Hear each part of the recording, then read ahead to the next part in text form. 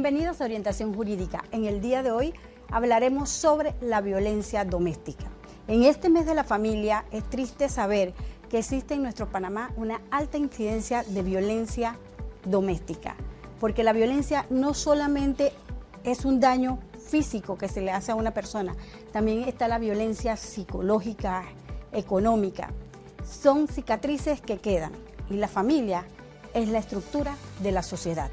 En el día de hoy, Roxana nos va a presentar nuestro invitado de lujo, el jurista, quien nos va a explicar cuál es ese procedimiento necesario para aquella persona que sufre de violencia doméstica. Así es, Odalis, muchas gracias. En el día de hoy nos acompaña el licenciado José Betancourt, muy agradecida por la presencia de hoy en el día de hoy, donde ahondaremos, como dice Odalis, ese tema que es tan vital como es la violencia doméstica, que no se debería dar, pero desafortunadamente cientos de familias de manera constante, año tras año, se sigue repitiendo esta espiral de la violencia, que se conoce como el ciclo de la violencia. Entonces nos gustaría que nos empiece a explicar el tema a razón de qué en realidad legalmente es la violencia doméstica. Bueno, ante todo le agradezco la oportunidad de compartir esto con ustedes. La verdad es un delito o es una situación que hace muchos años atrás no se le daba tanta relevancia. A raíz, lastimosamente, de muchos sucesos que se daban con damas, esto fue cambiando, ¿no? Y el tema jurídico fue como realizando algún tipo de reformas. Para hablar de violencia doméstica tenemos que referirnos al marco legal. Básicamente, pues la violencia doméstica fue tipificada en el 2001 a través de la Ley 38, que en su momento pues señalaba las modalidades de la violencia doméstica. Y le dio competencia tanto al Ministerio Público y los jueces, hoy jueces de paz, anteriormente corregidores, para que atendieran este tipo de procesos en lugares bastante apartados.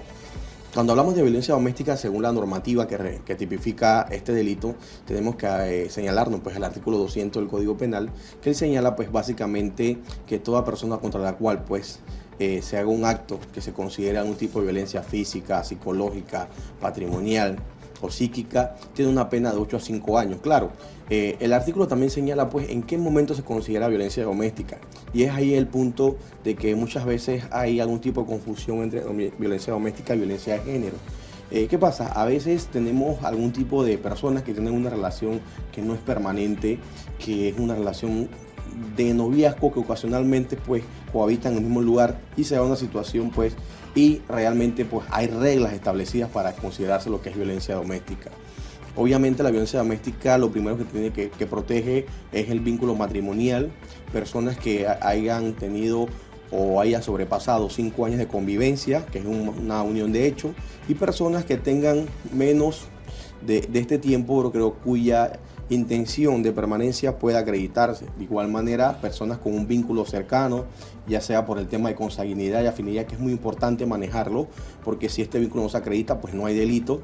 También pues entre hijos que no convivan en el mismo lugar, y circunstancias, pues que estos requisitos son elementales que cuando se pone una denuncia el fiscal tiene que valorarlos a fin de verificar si se le puede atribuir o no ese hecho que denuncian las personas a un delito de violencia doméstica.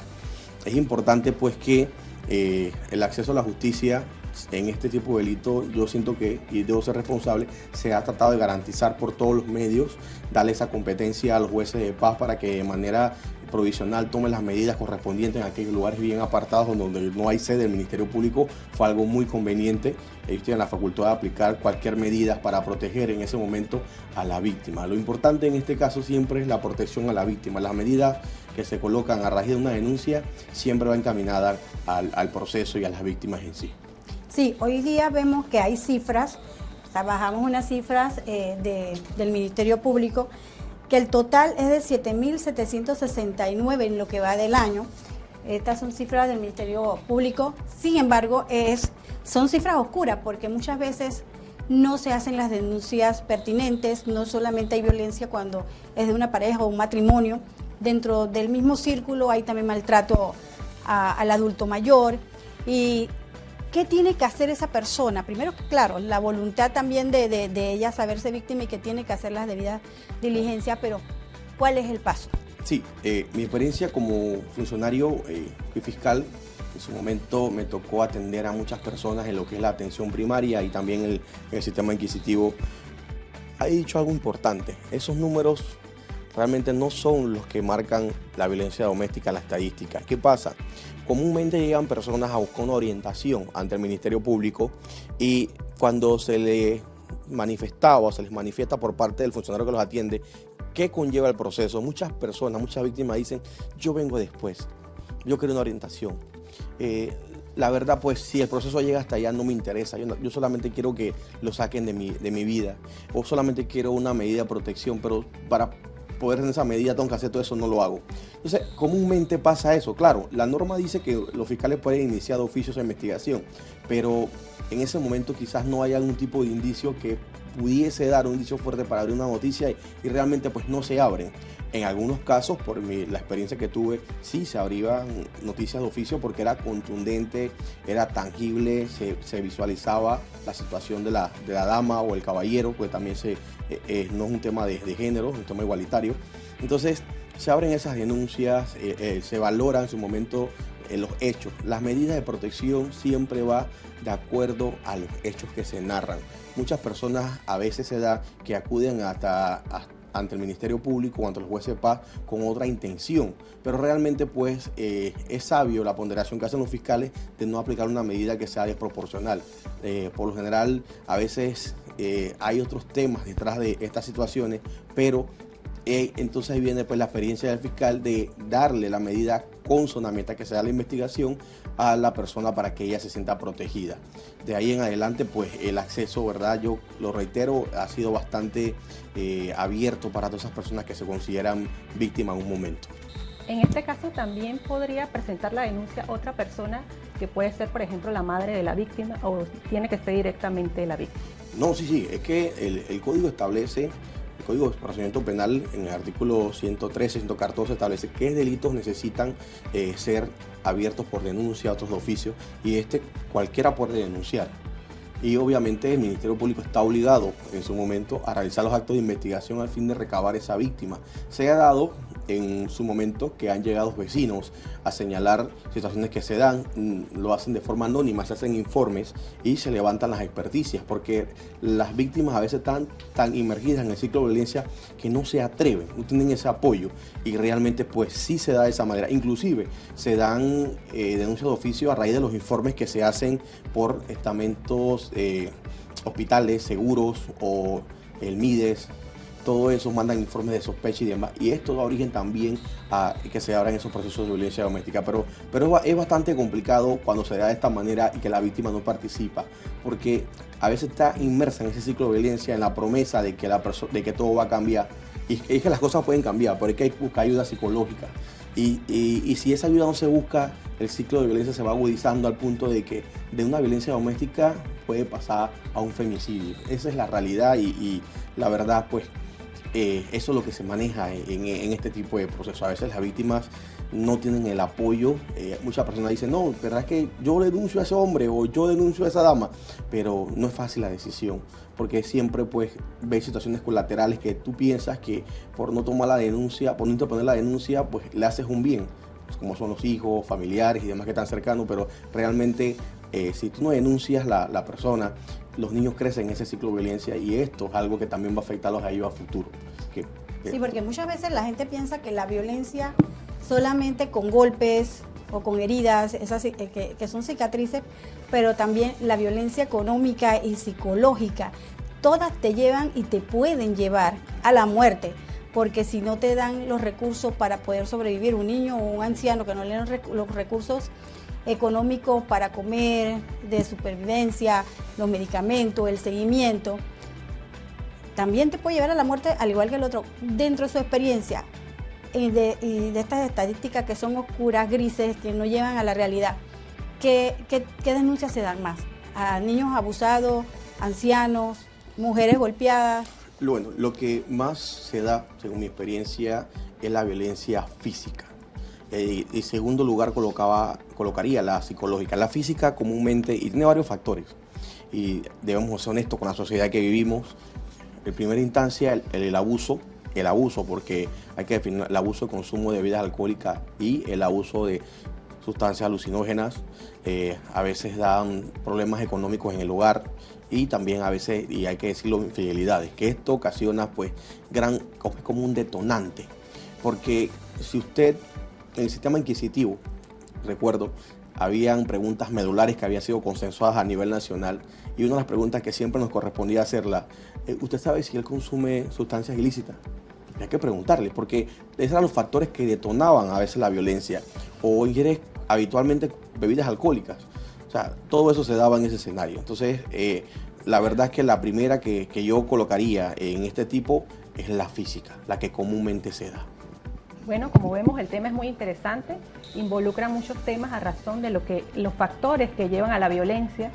El licenciado Betancourt nos seguirá ampliando después de la pausa. Esto es Orientación Jurídica.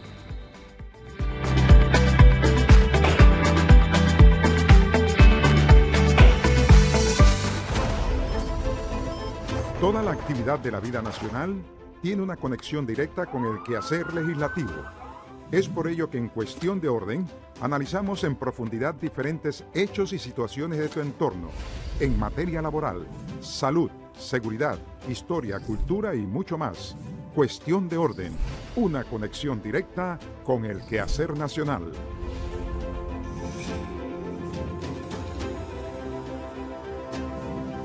Asamblea de Puertas Abiertas.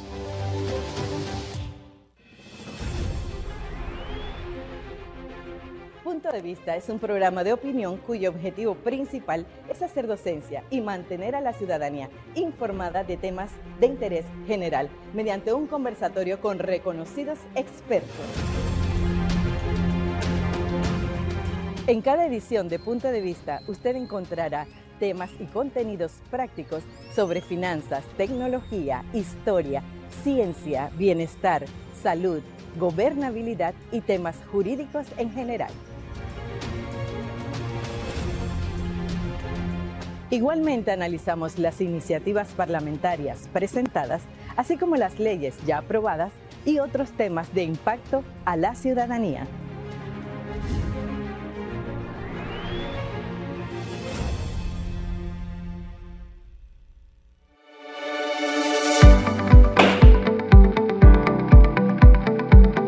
Estamos de vuelta de la pausa y como vemos, la violencia física es uno de los temas que más nos preocupa en el tema de violencia doméstica, pero también tenemos un elemento importante que son los adultos mayores. Hace días veíamos en las noticias adultos mayores que los dejaban solos en sus casas, incluso sin alimentos, sin medicamentos, y esto también es parte de la violencia doméstica. En estos casos, ¿cómo deben proceder estas personas que viven estas situaciones? Sí, es importante verificar dentro del marco sustantivo, cuando me refiero a sustantivo, lo que establece el Código Penal. Hay situaciones que se consideran violencia doméstica, pero el legislador fue sabio en este sentido, creó un tipo penal que se llama maltrato a la persona adulta.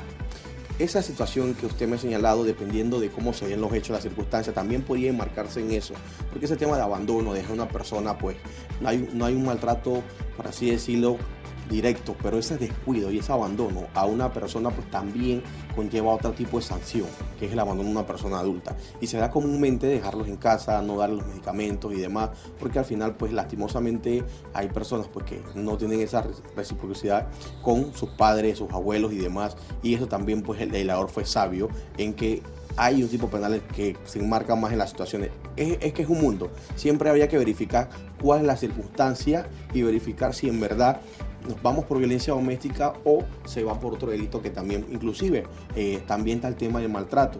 Por lo general, cuando la agresión, un menor sufre cualquier tipo de agresión física, psicológica, nos vamos entonces por el maltrato.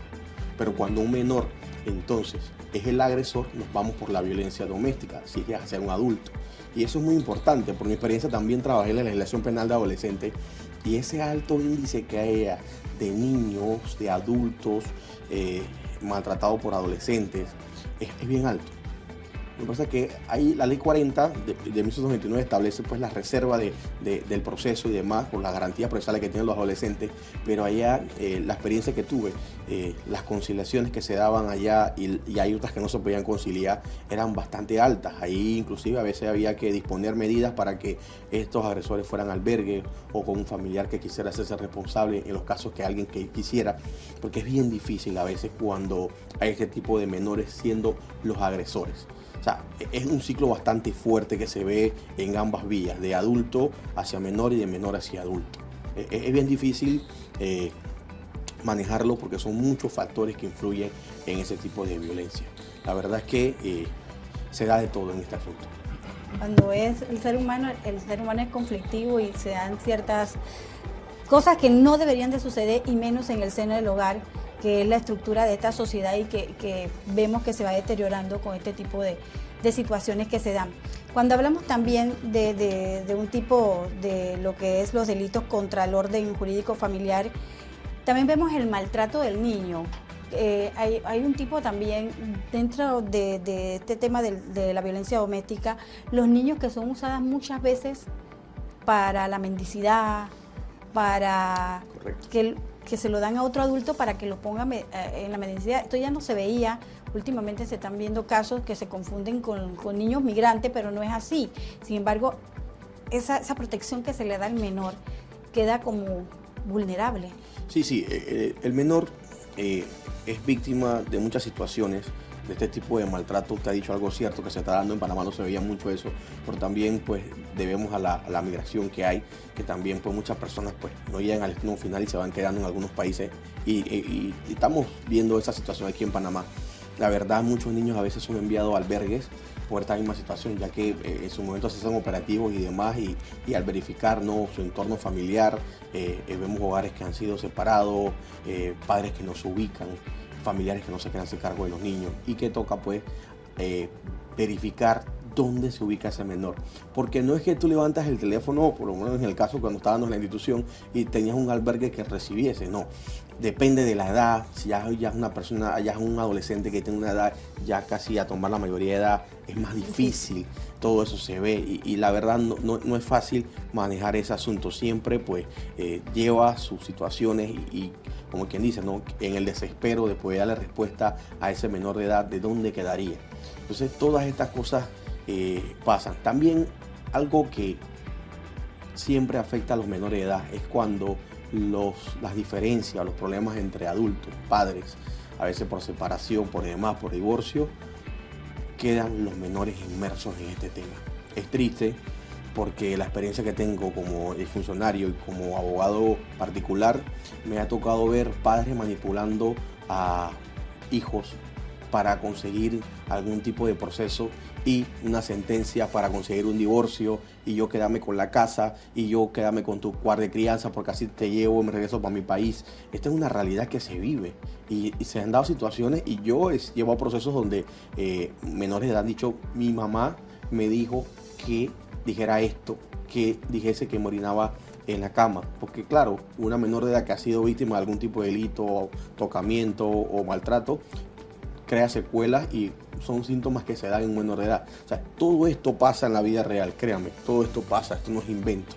Entonces, los menores sí quedan bastante afectados por situaciones como la que usted ha señalado y por los mismos familiares, el entorno los afectados. Sí, porque he visto también en los casos de divorcio muchas veces, y cuando se está estableciendo la reglamentación de visitas, que las mamás dicen: no, porque he sufrido violencia, me siento afectada si lo veo, que piden que el menor sea conducido o que esté en alguna garita de policía, en una estación de policía, que se lo entregue. Entonces siento que también tú estás afectando al menor cuando tú lo entregas en una estación de policía, solo porque quieres hacerle daño al padre, pero le estás haciendo daño también al menor. Sí, yo he tenido casos que se da una entrega vigilada, lo que se llama, en sus estaciones de policía, porque llegan al punto que los adultos no pueden soportarse, no logran verse, no pueden tener una conversación por lo que les interesa, que es su hijo. Entonces, para evitar, el juez ordena que sea supervisada a través de una unidad policial en la subestación. Esa es la realidad. Es la única manera de evitar conflictos entre dos adultos que pueden ser conscientes en un momento dado de por lo menos ponerse en acuerdo en los temas de sus hijos. Entonces es bien difícil eso, y esa es una realidad que se ve mucho a diario en estos casos cuando hay separaciones del hogar, por el motivo que sea. Es bien difícil la situación.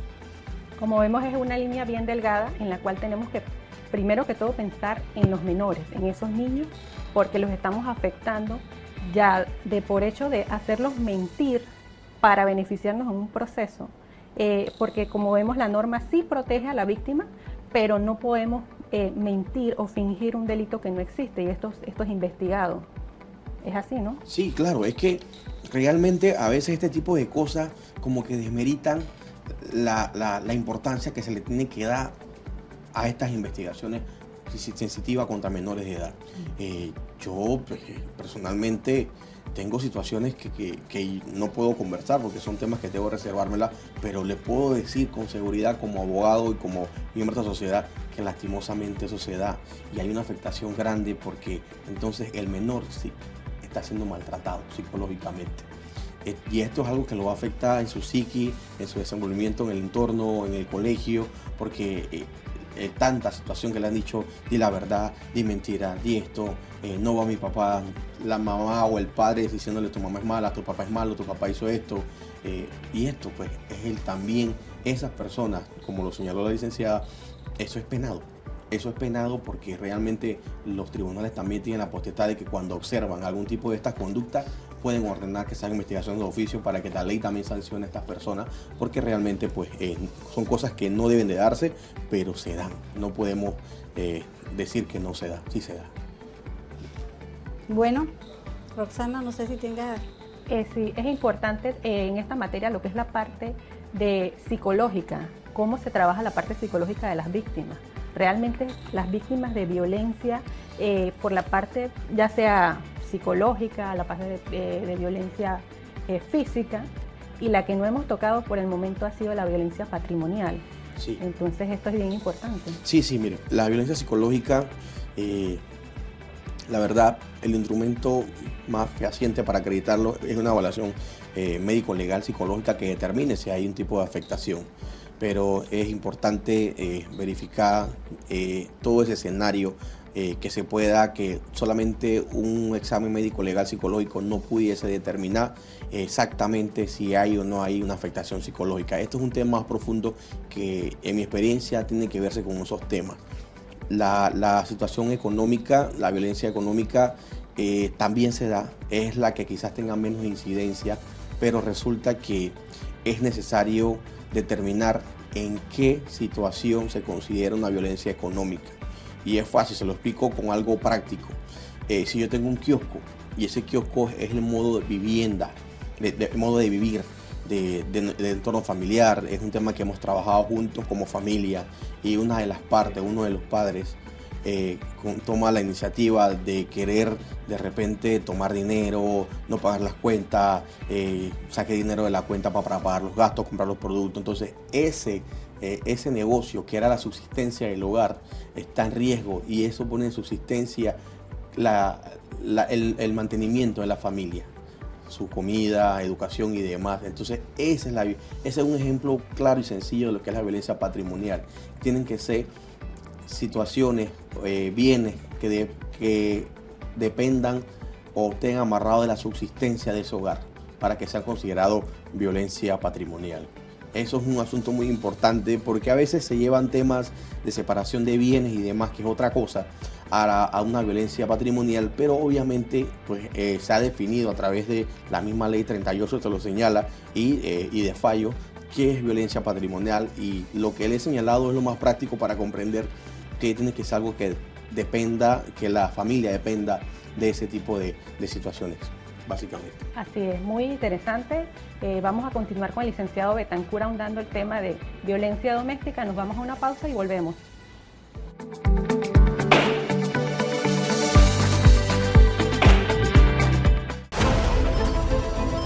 Toda la actividad de la vida nacional tiene una conexión directa con el quehacer legislativo. Es por ello que en Cuestión de Orden analizamos en profundidad diferentes hechos y situaciones de tu entorno en materia laboral, salud, seguridad, historia, cultura y mucho más.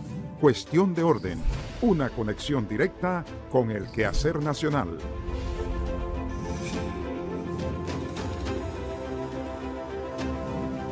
Asamblea de Puertas Abiertas.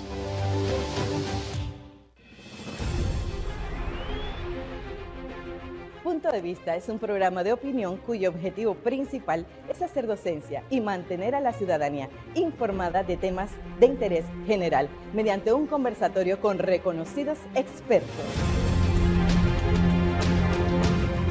En cada edición de Punto de Vista usted encontrará temas y contenidos prácticos sobre finanzas, tecnología, historia, ciencia, bienestar, salud, gobernabilidad y temas jurídicos en general. Igualmente analizamos las iniciativas parlamentarias presentadas, así como las leyes ya aprobadas y otros temas de impacto a la ciudadanía.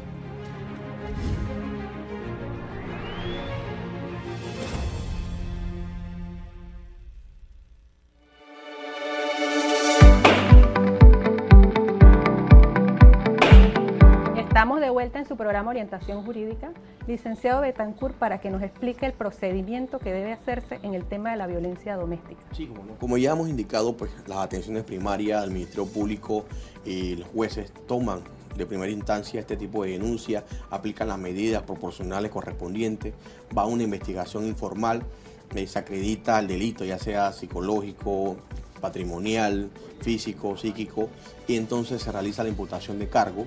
Se imponen medidas cautelares correspondientes pues a esas necesidades, esa proporcionalidad que se dan de los hechos, porque no son a discrecionalidad del juez, tienen que ser sustentados los hechos.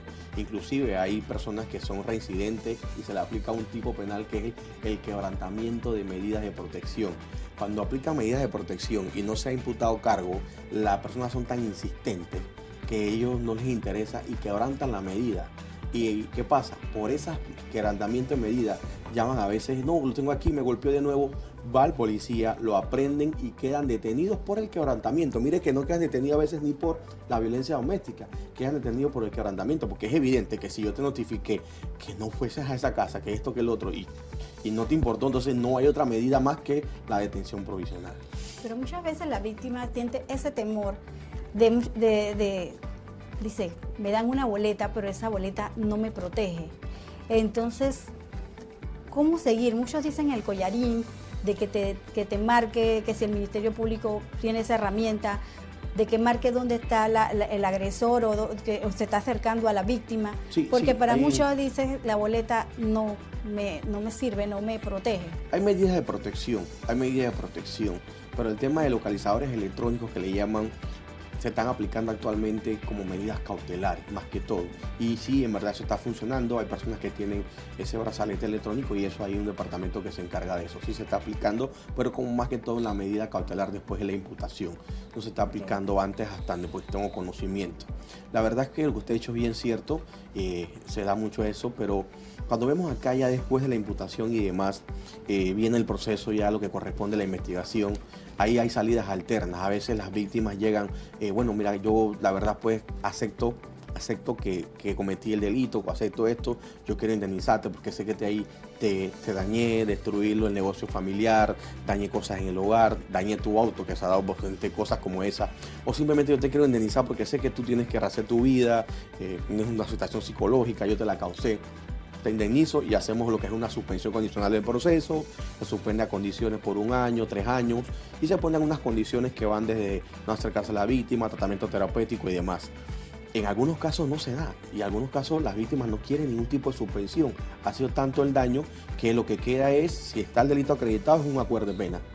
Y si las personas no quieren el acuerdo de pena, pues ya el tribunal de juicio decide si es culpable o no de los delitos investigados. Y ahí termina el proceso penal. Ya la cuestión de cumplimiento y demás se ve en una etapa pues posterior, pero en sí el proceso de la investigación formal e informal, una sentencia en síntesis es lo que he explicado hasta este momento.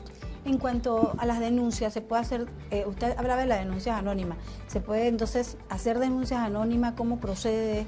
Sí, el 311 se hacen denuncias anónimas y eso se le da seguimiento, ¿no?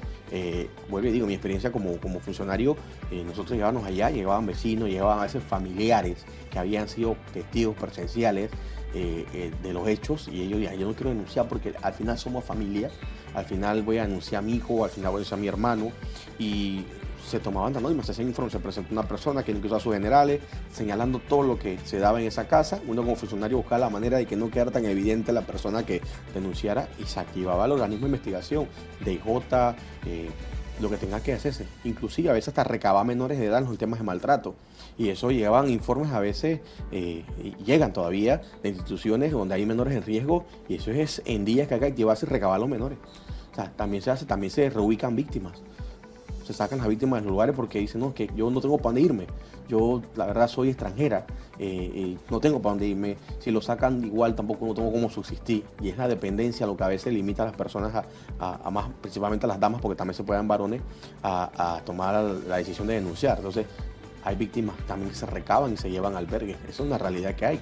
¿Y de varones es muy baja la cantidad de...? Sí, es muy baja, pero tengo que decirlo que cuando se denuncia y se acredita el delito, porque hay denuncias porque no se acredita, pero cuando se acredita es bastante fuerte a veces. Sí, la cantidad es muy baja, pero cuando se acredita es bien fuerte. Es que realmente cuando ya un caballero llega a denunciar es porque la situación debe ser bien delicada. Sí, claro. Ya hay golpes, ya hay otro tipo de tema psicológico, procedimiento, hasta en redes sociales, es algo bien fuerte. Bueno, hasta aquí nuestro programa Orientación Jurídica. Les damos las gracias a nuestro invitado que nos ha aclarado ciertos puntos sobre este delito, porque es un delito, está tipificado en nuestro Código Penal. La familia, vuelvo y lo repito, en nuestra estructura de la sociedad tenemos que cuidarla, y la víctima tiene que primero ella quererse, ella saber que está siendo víctima de un maltrato que la puede llevar a la muerte, ella o él, porque pueden ser ambos casos, puede ser adulto mayor, puede ser un menor. Lo cierto es que tenemos que hacer la denuncia si somos vecinos, familiares. Si vemos una situación anormal o irregular, no esperemos a que la persona salga en camilla o salga porque vino a la lechuza del Ministerio Público a buscarla. No.